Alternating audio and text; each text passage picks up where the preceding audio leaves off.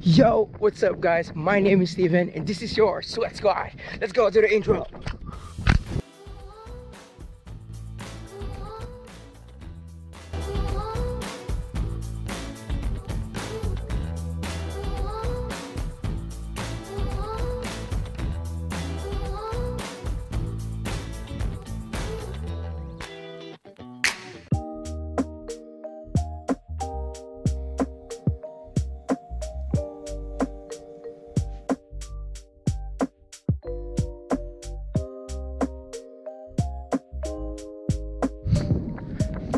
Yo, what's up mga vlog? Welcome to my guys.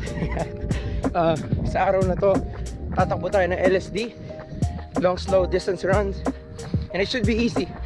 Easy day lang ngayon pero mahaba.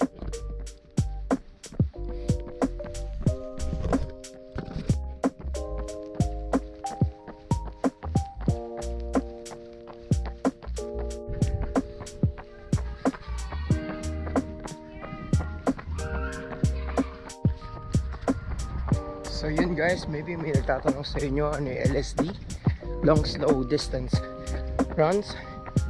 Ang LSD, like yung sinabi ko dun sa vlog number 2 ko, may nabanggit po ako dun na zones, zone 1, zone 2 ng puso natin. And yung LSD dapat nasa zone 2 siya, zone 2. Now, para mo malalaman kung nasa zone 2 ka, syempre kailangan natin ng heart rate monitor. Dito sa chest ko, meron ako parang accessory na nakadikit sa puso ko ngayon, nakadikit sa dibdib ko.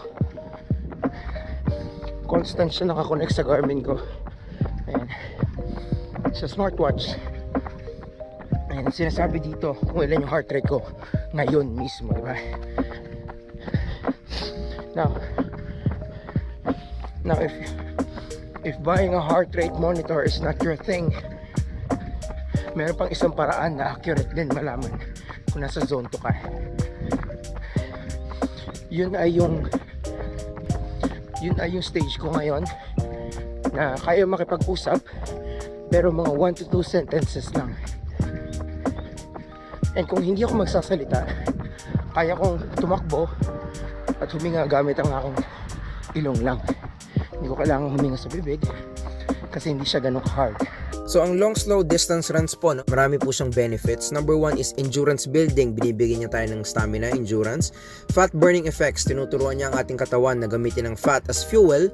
And injury prevention. Pinapalakas niya po ang ating legs. Isa pa, mental toughness na mahalaga para sa long term and good recipe for our base training. So that was it, 21.1 kilometers, 5 minutes, 13 seconds per kilometer. That was my LSD. See you again next time.